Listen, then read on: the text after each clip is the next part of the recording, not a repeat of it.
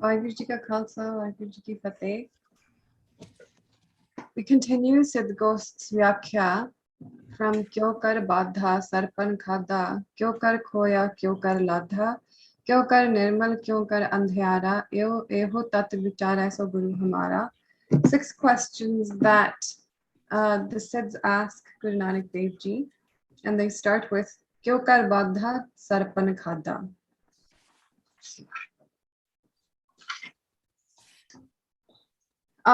These 6 questions are questions of our own life, and the yogi is saying that one who can answer these questions and contemplate the truth through them, I will call such a being my guru.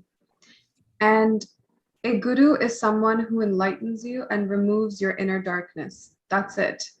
If someone can't do that, then they're not your guru. A guru is someone who removes your inner darkness. And that light is Gyan, that moment.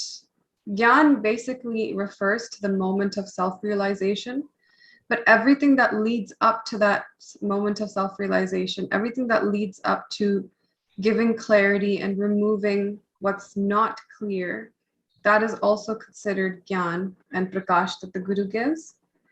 And the Guru, you have to consider the Guru God. This is actually Gurmukh philosophy. One of the, I would say, key defining diamonds of Guru Nanak Dev Ji's philosophy and Gurmukh philosophy is that they've always considered the Guru to be God. Guru Parameshwar Ekko Jan, or Guru Parameshwar Nahi Ped. All of these panktiyan, what they're actually saying, that the one that you consider Guru, that is your God, that is Ishwar. Even in Brahmvidya philosophy or Vedanta philosophy or Yoga philosophy, this is highlighted a lot, that you should have more bhakti and devotion in your Guru than even God. You should consider that your Guru is the most important and highest being in your life.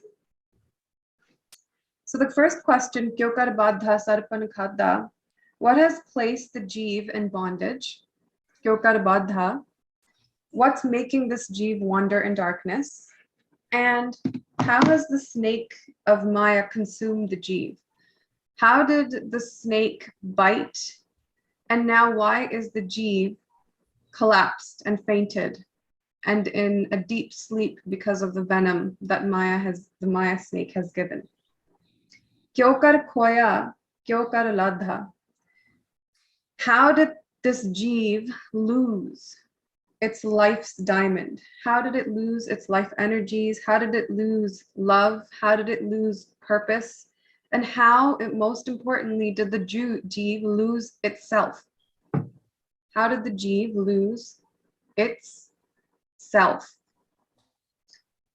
Kyo Kar Ladha, who and how does one find this life's diamond? Or how does one find the self? Kyo Kar Nirmal, Kyo Kar Andhyara, how does one become pure and enlightened? Nirmal means without dirt. And Kyo Kar Andhyara, how does one become engrossed in darkness? How did it happen? Or what are the key qualities of someone that's in darkness? Eho tat vichara so Guru Hamara.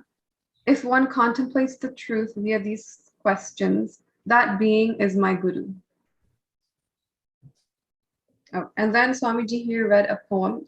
They read 3 poems today. I'm going to paraphrase them. The poem, first one they read was, God, you are an unlimited ocean, and I am a piece like a drop of water. Let me either be saved and taken to your shore, or let me drown. So the seeker is saying, you're an unlimited ocean, and I'm very limited, like a drop of water. Either you save me and take me to your shore of salvation, or let me drown, because there is literally no other purpose for me being here if I'm not saved, if I'm not one with you. So the answers to the questions that the yogis posed were, Durmat, that Guru Nanak Dev Ji says, are the following. Durmat Badha Sarpan Khada. Durmat or kumat are the same. Ku or dur both mean, they're prefixes that mean the negative aspect of whatever follows the prefix. There are two types of intellects, sumati and kumati. Sumati, whenever you see the prefix su, it means the good version of whatever is following.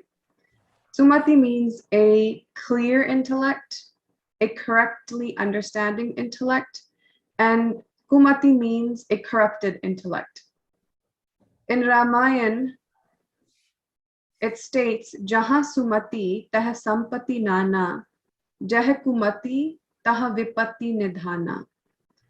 That where there's clear and correct understanding, jaha sumati taha sampati nana, there are divine qualities present there: truth, contentment, love, compassion, innocence, simplicity, and there's prosperity in the vicinity of a person who has clear and correct understanding. But someone who has kumati, tahavipati nidhana, in the vicinity of somebody who has incorrect and corrupted understanding, there is calamity, there is grief, there is trouble. Sumati comes from satsangat, kumati comes from kusangat. Your intellect is largely defined and shaped by the people that you hang around, and more importantly today, the information that you are constantly collecting, not just from other people, but from any source, whether online, offline, books, whatever it is. Whatever information you're collecting is shaping your intellect. When Swamiji was young, they used to go to a Maulvi to learn, and the Maulvi used to say the following: Bad ke sohbat mein mat baitho, iska hai injam bura. Bad nahi to bad kehlaye, bad nahi badnaam bura. I think that was what it was. Please forgive me. Bad acha badnaam bura. Bad acha badnaam bura? Bad acha badnaam bura. Basically, what it means is, Bad ke sohbat mein mat baitho, those people that slander others or see faults in others, they have jealousy or they have hate, and they're unable to see a person's good qualities. Rather, there is a lot of comparison. They're trying to put someone down. Don't sit with them. The result will always be bad. Kabir sakat sangana kijiye dura ho jaiye paag. Even Kabir says that if you see a sakat, someone who has bad qualities, and specifically a non-believer, don't even bother going close to them. Run away from them when you're not even close. From a distance, start running away. Because in this world, you might have noticed, when someone tells you something good, it takes so much repetition for that to sit inside of your mind. But when someone tells you something bad, even one time, it starts to fester like a spore, a fungus. It sits there and you're like, you know what, that didn't affect me. And they only have to repeat it a few times before that spore that you might have heard it 6 months ago, it's already it's spread like fungus. And now all of a sudden, just that one sentence was more valuable than all of the good that you received. So you have to be very careful. If you sit with them, you will become like them, and you'll be called like them too. If the people that have these types of qualities, you're going to end up taking them on. And what's funny is you're going to be the one that ends up being called out for being bad. And the dude that was originally your bad sangat, he'll just escape. He or she will just escape. So basically the thing is, don't do bad sangat. Ramayana also has another doha that goes by, bin satsang vivek na hoi, ram kripa bin sulabh na soi. It's very, very difficult to find satsangat, to find true seekers who have divine qualities within them. But without this sangat, you can't even develop vivek, or correct understanding. We talked about vivek before. But how do you find satsangat?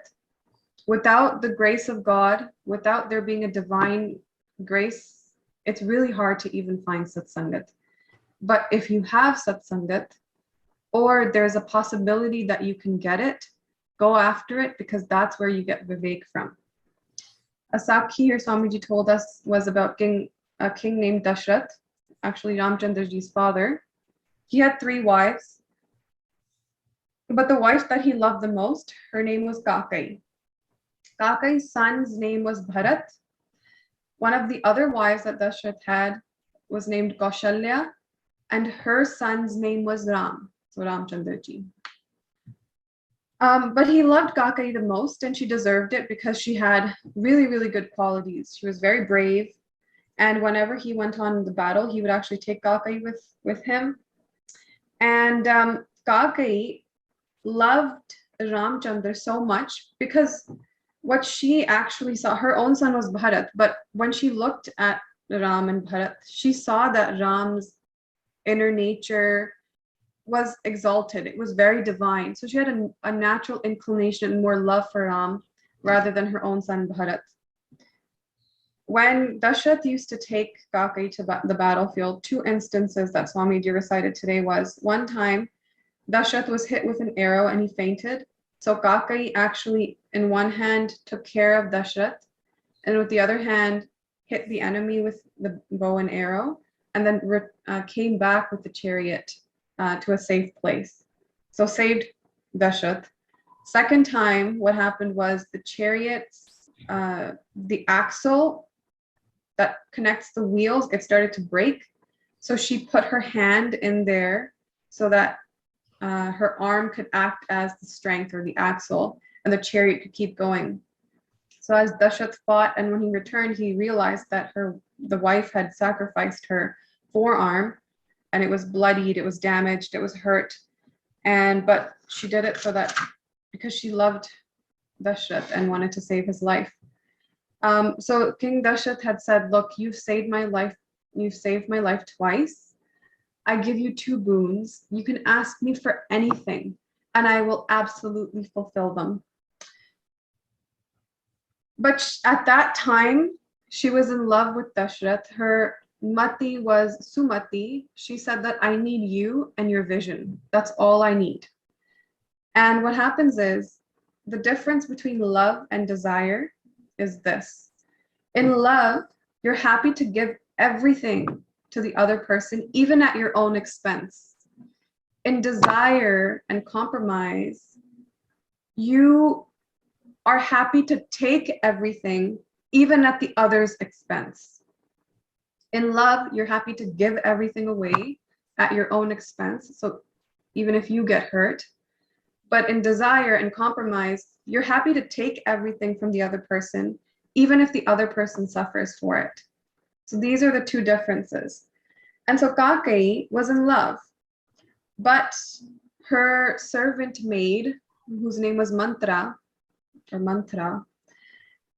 she had a very corrupted mind, a very mand mind. She would say something that, generally general people would think this as well. No, I'm not saying everyone, but you see a lot of people that think this way. Basically, she said, your husband, if he loves you so much, then why doesn't he make your son the next king? Why is he making Kaushalya's son Ram the next king if he loves you so much? And the first few times, Kakai responded in anger. She even kicked her and said, that's wrong. I love Ram with all my heart, and he deserves to be the next king. But a few more times, and eventually she goes to her husband, and she knows that this is going to kill him. She knows how much he loves Ram, how much he wants this to happen, but she asks for 2 things. Number 1, make my son Bharat the next king, and the second one kills Dashrath. Make Ram go to the forest for 14 years, because that'll be enough for the population to then love Bharat and accept Bharat as the next king, because the population loved Ram. So she needed that Ram be out of out of sight, out of mind, so that people can start to fall in love with Bharat. And that ended up resulting in the downfall of Dashrath. But if you actually think about this, in general society, people that have you can say an emotionally underdeveloped buddhi, or a mind and intellect, they like things to be very black and white. This is the good guy, this is the bad guy. We are this community, we hate this community. We're not capable of seeing other people's perspective. Very fight-based, division-based boundaries. But someone who has a higher level of intelligence, you'll see intelligent people are more easily confused. They're not able to make decisions as quickly, and they wonder more. Why? Because an intelligent person, they don't come to a conclusion quickly because they're capable of seeing the other side as well. They don't draw divisions as quickly. They don't quickly come to the conclusion that I strictly hate this, or I strictly only love this. They're always wondering the other side. And this is still better than having a strong black and white that might actually be wrong. So anyways, then Dashrath ended up dying. And so that was a story of how bad sangat can corrupt your mind. Another way that Swamiji described Sumati and Kumati, Sumati, or the good intellect, is when the intellect has a pervasive lens. Kumati is when the intellect has a very limited lens. Sumati is unsatisfied with the current position. It wants liberation, it wants clarity, it wants understanding. But Kumati has a very limited vision. It's very satisfied with its peaceness, very satisfied that I'm a body, very satisfied with the few things that I have, very satisfied with two things. This is me, Ahangata, and these things are mine. That's my world. Ahangata, this is me. Mamata, these are mine. Whether it's objects, whether it's people. It lives within these very strict, limited boundaries. This is a quality of Kumati, bad intellect. Sumati, good intellect, is very broad. Its lens is more pervasive.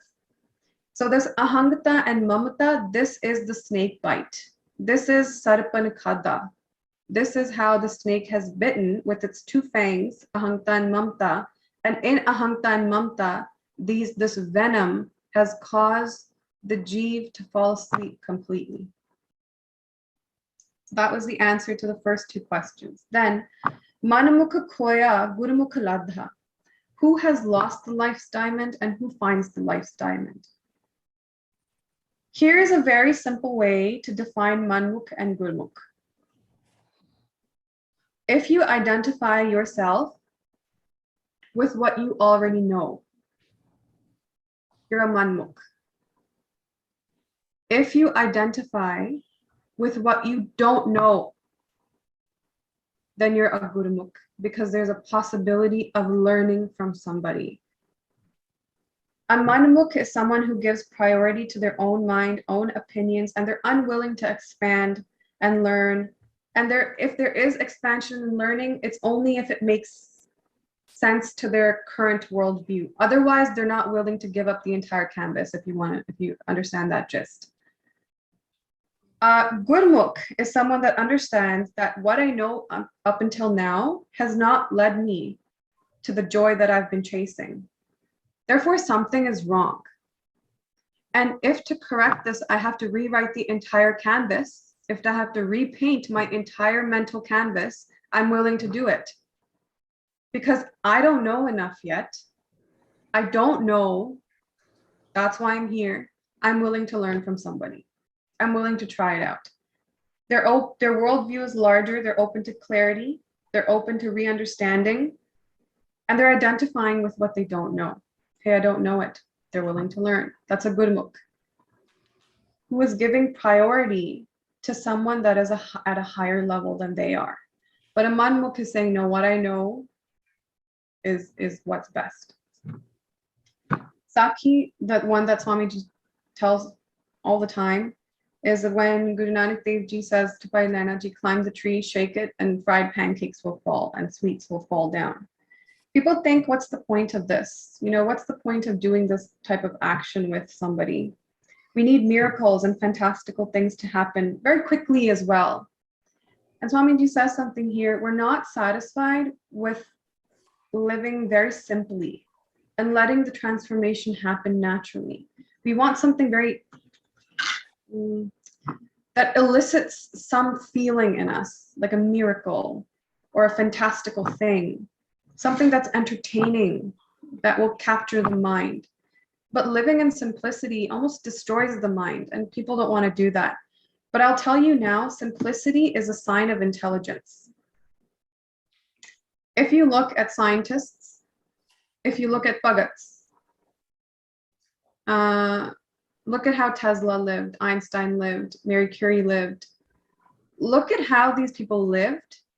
Even today, scientists that are at the cream of, like the top of the top, they're really intellectually doing something. Look at how they live. Very simple life. Bhagats, Bhagat Kabir, Bhagat Namdev, Bhagat Farid Ji, Guru Nanak Dev Ji, very, very simple living. Why? Why is simplicity a sign of intelligence? It basically means that they're investing their energies in something that is more valuable than collecting objects. Their inner energies are being invested in something. And the natural result of that is that the rest of their life looks very simple, right? Not worrying too much about how my clothes look or how big my house is, or so these types of things, collecting things, because their energy is being invested somewhere else in something more valuable. For a scientist, that's exploration, discovery. For a Bhagat, that's inner exploration and inner discovery. So you see, simplicity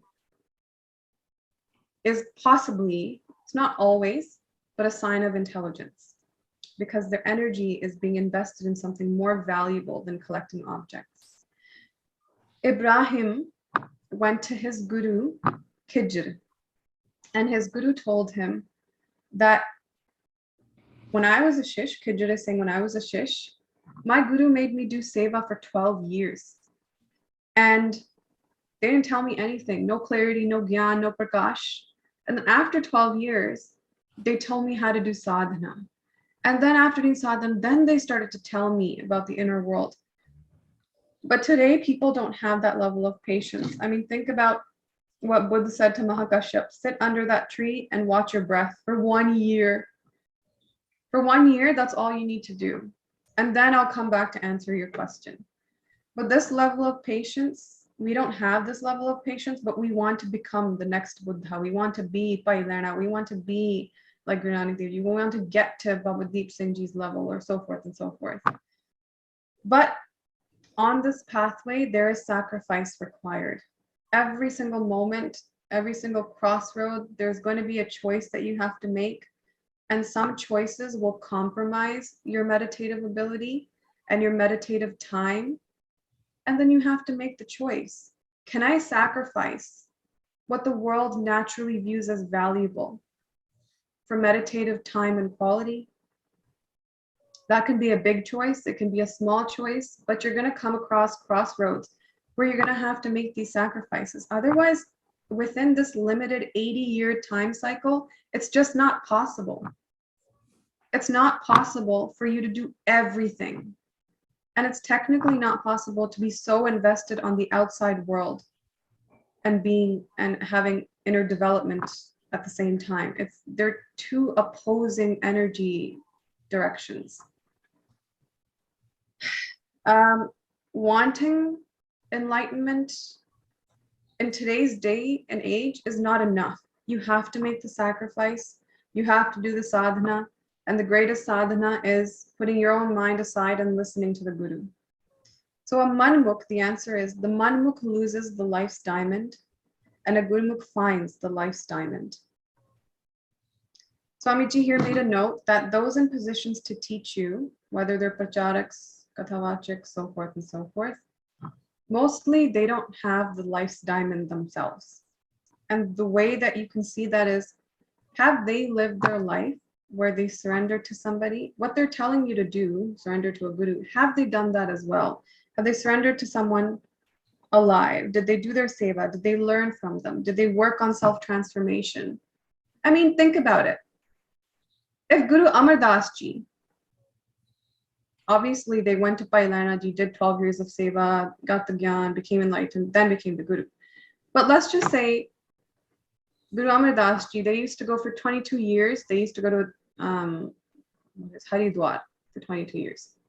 And then one day they just started to sit on the stage and started doing katha.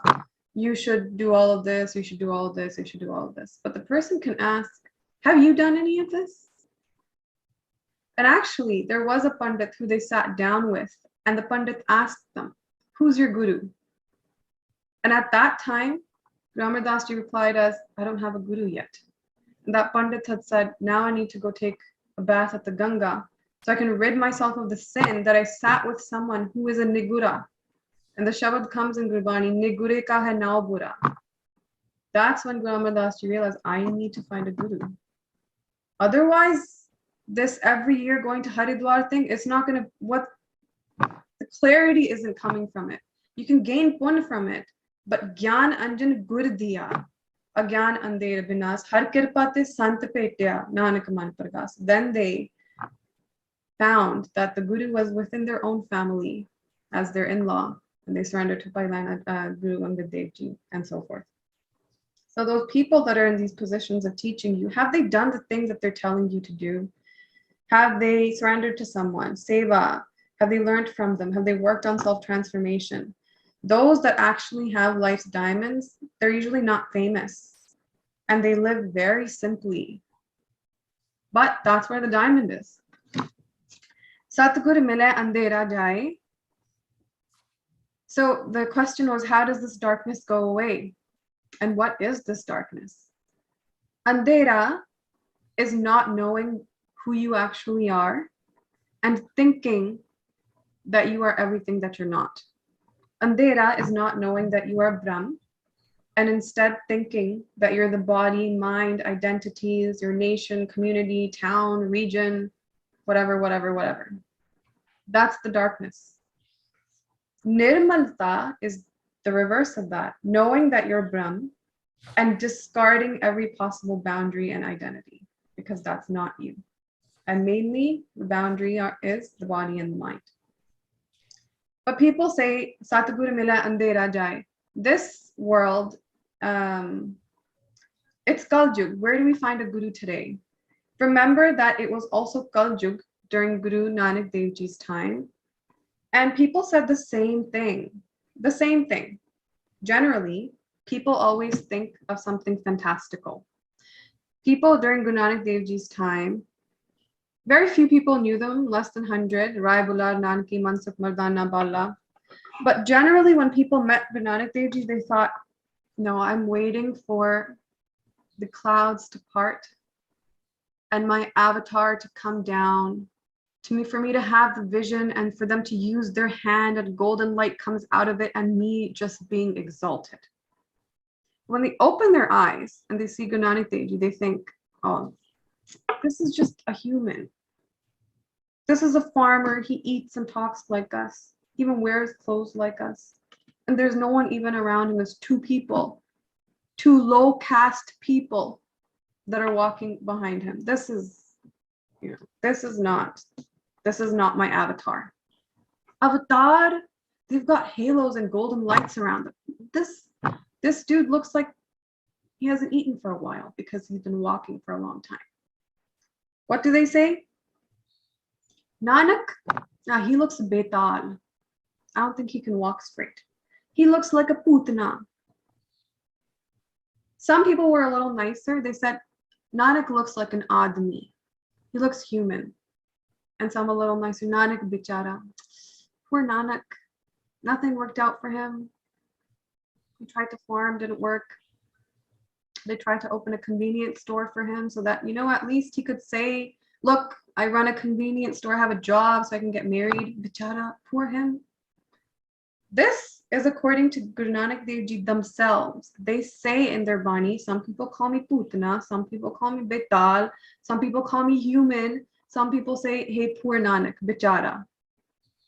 So the same thing happens today.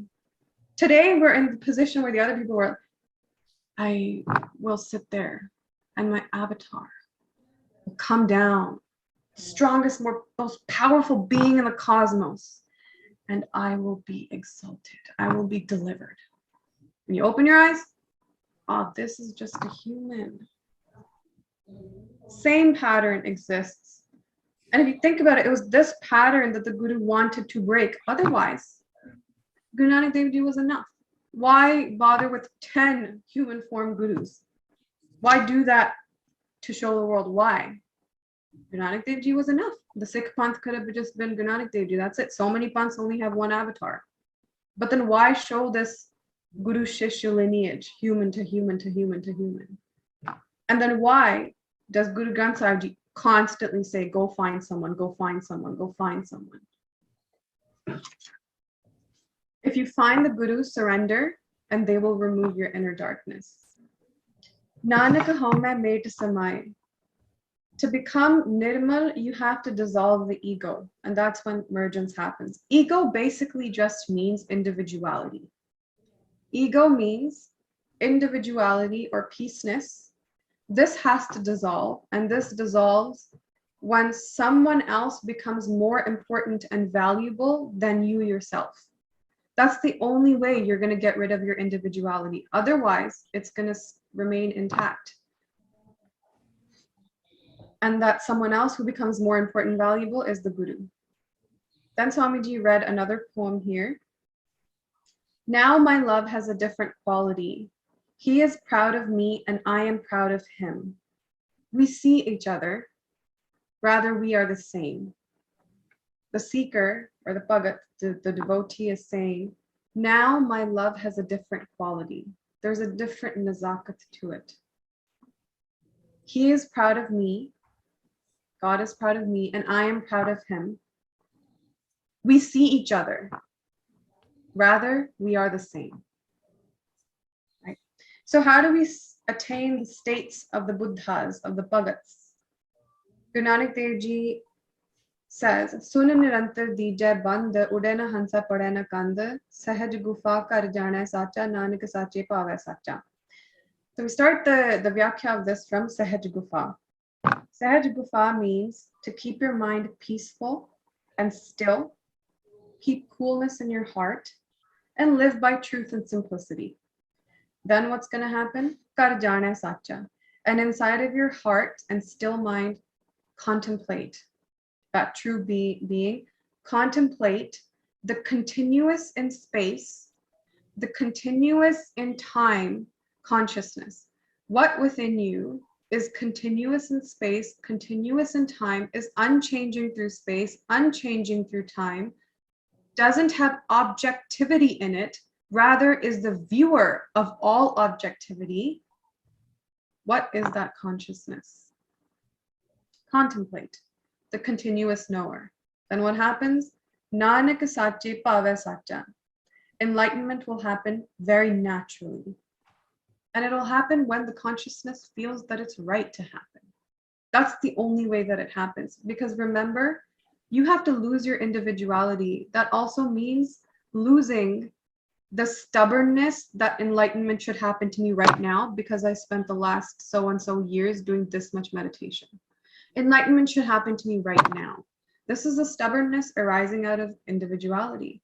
The only way to dissolve this is you let go completely and you do what's required and you say the rest is up to God.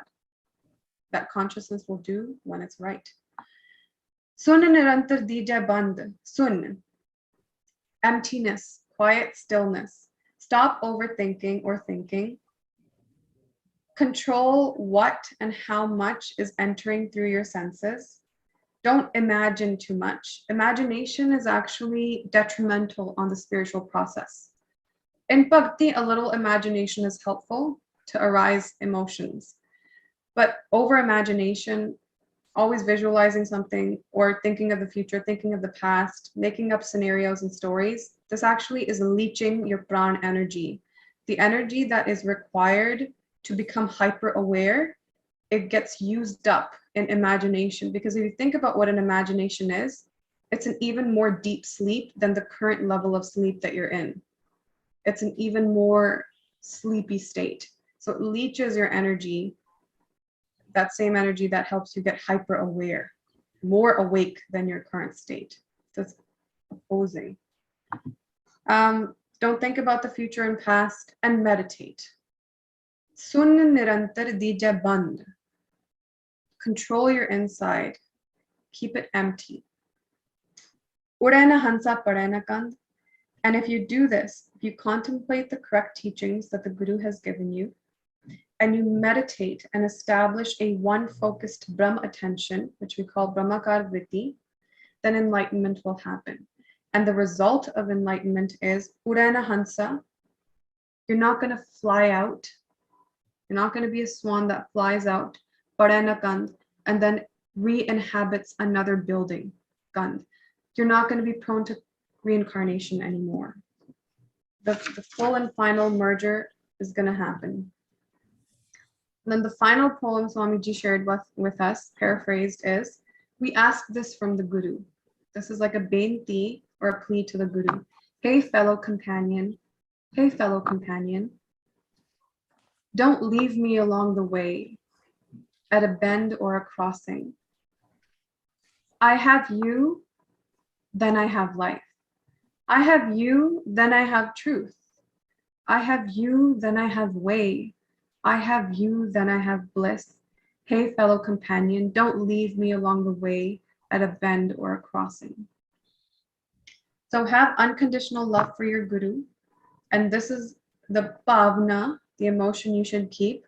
May I unconditionally fulfill the Guru's vachan, the Guru's requests and their commandments.